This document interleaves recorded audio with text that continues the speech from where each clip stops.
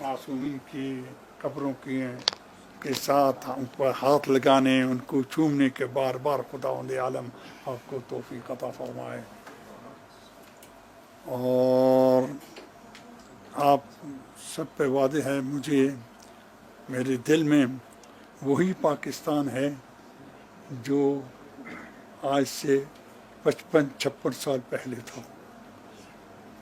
मैं बार बार अपने वो सफ़ीरों से और जो मसूलिन आते हैं उनको वो कलमा याद दिलाता हूँ कि जो हम बचपन में नारा लगाया करते थे, वो पाकिस्तान की करार जो लाहौर के मुची दरवाजे के सामने पास हुई थी। हम एक नारा लगाते थे, हाथ में खंजर दिल में कुरान, लेके रहेंगे पाकिस्तान। और हम लेके रहे।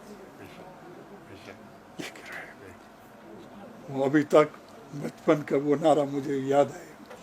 और मुझे पाकिस्तान से वही मोहब्बत है जिस मोहब्बत का खुदावंद आलम ने रसूल इस्लाम के वास्ते से हमें हुक्म फरमाया। हुब्बुल वतन मिनल ईमान, वतन की मोहब्बत ईमान के जुज़ है। जो अपने वतन को अच्छी तरह मोहब्बत, उससे जो मोहब्बत नहीं रखता, उसके ईमान में गड़बड़ है। खुसूसन अब पाकिस्तान दुनिया की मुहिम ताकतों में से एक ताकत है। ईरान नार लगा रही कि मेरे पास एटमी नहीं है। नहीं, तुम्हारे पास है, उसको जकड़ा हुआ है भले इक़्तिसादी नाकाबंदी में। इसराइल बावजूद उसके बड़ी ताकतें उसके पुष्पना हैं, वो अभी तक दावा नहीं कर सकी कि उसके पास एटम है। हमने पाकिस्तान का, हमारे पास एटम है। सही, हमारे पास एटम है। ये हमारी पाकिस्तान की मोहब्बत और पाकिस्तान की अहमियत की निशानी है। मुझे पाकिस्तान से बहुत प्यार है, बहुत प्यार है। लेकिन जाहिर है कि इंसान जिस तरह रसूल इस्लाम जिहाद के लिए मदीने को छोड़ते थे, मदीने रसूल को बहुत प्यारा था, इसलिए मैंने भी खुदा और इस्लाम की राह में इल्मी जिहाद के लिए मुझे पाकिस्तान छोड़ना पड़ा है। लेकिन पाकिस्तान में आप जैसे मुखलिस, आप जैसे अक्लमंद और हमारे वज़ीर आज़म जैसे मुखलिस जब हैं, तो मैं पाकिस्तान की अहमियत को आपके दिलों में, आपकी आँखों में, आपके सीनों में उसका एहसास कर रहा हूँ। इंशाअल्लाह ताला मेरी दो बातें आप भले वज़ीर आज़म तक पहुँचा देंगे। नंबर एक कि पाकिस्तान को दहशतगर्दी से पाक किया जाए। खूब पाक हो गया है, लेकिन अभी तक कहीं ना कहीं गड़बड़ हो जाती है। चंद माह पहले कोयटा में वो गलत हरकत हुई थी, मैं और मेरा एक बयान भी शायद आपको पता होगा, वहाँ पढ़ा गया था। वहाँ भी मैंने हुकूमत को ये मुतवज्जे करने की कोशिश की थी कि इन दहशतगर्दों की जड़ को पाकिस्तान से निकाला जाए, इसको अहमियत दी जाए।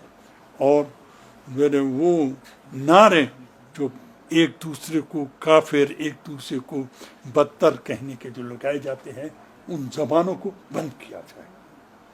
पाकिस्तान भले बर्र सगीर का एक मुहिम मुल्क है, इसमें मुख्तलिफ अक़ीदे रखने वाले मौजूद हैं। इसमें भले शिया भी हैं, बरेलवी भी हैं, वहाबी भी हैं, हत्ता देवबंदी भी हैं, ईसाई भी हैं, हिंदू भी हैं। इसका मतलब ये नहीं है कि हम एक दूसरे को पीछे लपट जाए। पाकिस्तान सबका मुल्क है और सब पाकिस्तान की जुज़ हैं। तो इंशाअल्लाह ताला ये मेरे पहली बात आपको वज़ीर आज़म तक ज़रूर पहुँचाइए। और दूसरी बात जो मैं चाहता हूँ कि वज़ीर आज़म तक पहुँचे, वो ये कि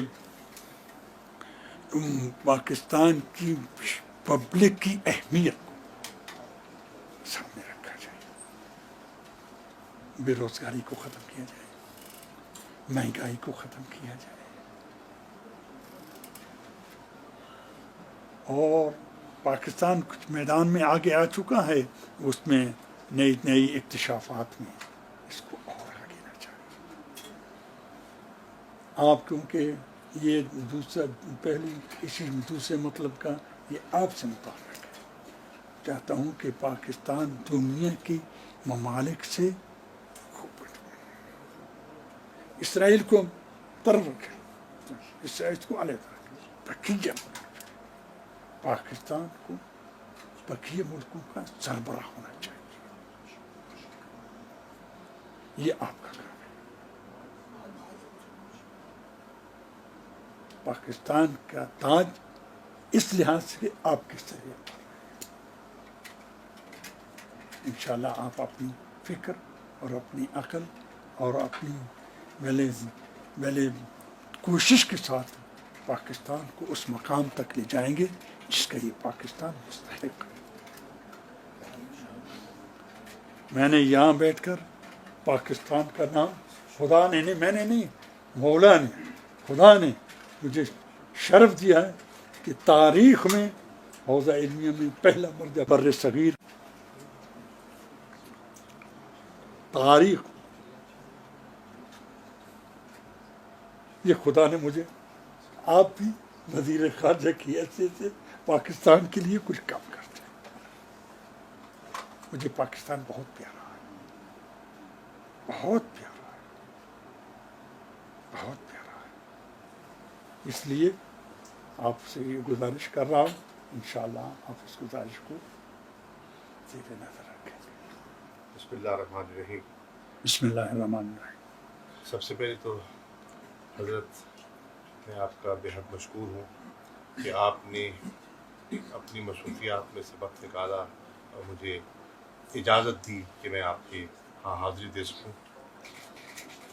اس کے بعد مجھے یہ کہنے کی اجازت دیجیے کہ آپ کی پاکستان سے جو محبت کا آپ نے اظہار کیا ہے اس کو سامنے رکھتے ہوئے مجھے یہ کہنے کی اجازت دیجیے کہ ہمیں آپ پر فخر ہے. آپ نے اپنی علم اور اپنی ریاضت سے اور اپنی محنت سے جو علمی مقام حاصل کیا ہے، مجھے کچھ اس کا علم تو تھا غائبانہ طور پر، آپ سے ملاقات نہیں تھی، غائبانہ تعارف تھا مجھے آپ کی شخصیت کا اور آپ کی دینی خدمات کا علم تھا. لیکن میں پہلی مرتبہ عراق آیا ہوں اور مجھے کل موقع میسر آیا عراق کے صدر سے ملنے کا اور عراق کے وزیر اعظم سے ملنے کا. دونوں نے جب ان کے علم میں آیا کہ میں آپ کے ہاں حاضر ہو رہا ہوں تو دونوں نے کیا کہا کہ ہمارا سلام پیش کیجیے گا آپ کو. اس سے مجھے اندازہ ہوا کہ یہ جو یہاں کی قیادت ہے وہ آپ کی فہم و فراست کی کتنی قائل ہے اور آپ کی اہمیت کیا ہے میرے دل میں تھی، وہ دوبالا ہو گئی. ایک تو بحثیت یہ خدا کی رحمت ہے، بے شک بے شک خدا کی بے شک خدا کی رحمت ہے.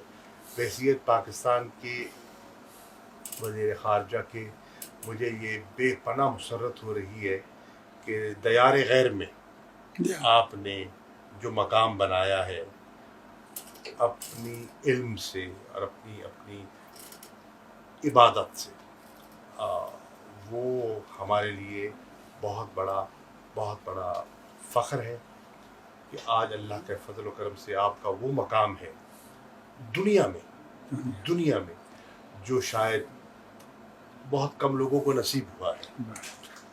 اس مقام کے باوجود آپ نے جو اپنی یہ فقیری اور اپنی سادگی اپنائی ہے، یہ اپنی مثال آپ ہے. یہ ہے ایک جسے کہتے ہیں نا ایک مٹی ہوئی شخصیت کی عملی پہچان جو میں اپنی آنکھوں سے دیکھ رہا ہوں. آپ کو کسی چیز کی کمی نہیں ہے لیکن آپ نے خود فیصلہ کیا ہے اس انداز میں زندگی بسر کرنے کا، رہنے کا. دو آپ کے پیغامات مجھے ملے اور میں عرض کرنا چاہوں گا. آپ نے فرمایا تھا کہ پاکستان کے زائرین کے لیے جو آتے ہیں کچھ کیا جائے. آپ کو یہ جان کر خوشی ہوگی کہ وزیر اعظم عمران خان صاحب کی سربراہی میں بلے کابینہ نے اس پر غور کیا. بلے حج کے لیے عمرے کے لیے لوگ جاتے ہیں ہر سال، اس کے لیے پورا ایک نظام مرتب کیا گیا ہے، کیسے جانا ہے، ان کی تربیت کیسے ہونی ہے، ان کا رہائش کیسی ہوگی، لنگر کا بندوبست کیا ہوگا، ایک پورا نظام قائم کیا گیا ہے. اس کے رولز ہیں، ریگولیشنز ہیں. یہاں لاکھوں آتے ہیں، کوئی ایسا نظام نہ تھا. ہم نے اس کمی کو محسوس کرتے ہوئے ایک نئی زائرین مینجمنٹ پالیسی کا فیصلہ کیا ہے. زندہ باد کابینہ نے اس کی منظوری دے دی ہے، زندہ باد. اور اس کی بنیاد پر انشاءاللہ اب ایک میری عراق کی حکومت سے اس پر تبادلہ خیال ہوا، وزارت داخلہ سے بھی، میرے وزیر خارجہ سے بھی گزارش کی، وزیر اعظم سے بھی، کہ ہم زائرین کی بہتری کے لیے کچھ اقدامات لینا چاہتے ہیں، لیکن ان اقدامات کو پایہ تکمیل تک پہنچانے کے لیے ہمیں آپ کی مدد درکار ہوتی ہے. زندہ اور باد. نے مجھ سے وعدہ کیا بلے. انشاءاللہ وہ کریں گے. چنانچہ ہماری خواہش ہے کہ یہاں ہم زائرین کے لیے ہمارا جو پاکستان ہاؤس کا ایک خواب تھا جو ادھورا ہے، بلے. اس کو مکمل کیا جائے. زندہ باد. ایک میڈیکل سینٹر قائم کیا جائے جس میں زائرین آ سکیں، رہ سکیں، مستفید ہو سکیں. آتے ہیں بہت بڑا طبقہ ان میں ایسا ہوتا ہے جو بڑا سفید پوش طبقہ ہوتا ہے، اور ان کے لیے آسانی پیدا ہو جائے.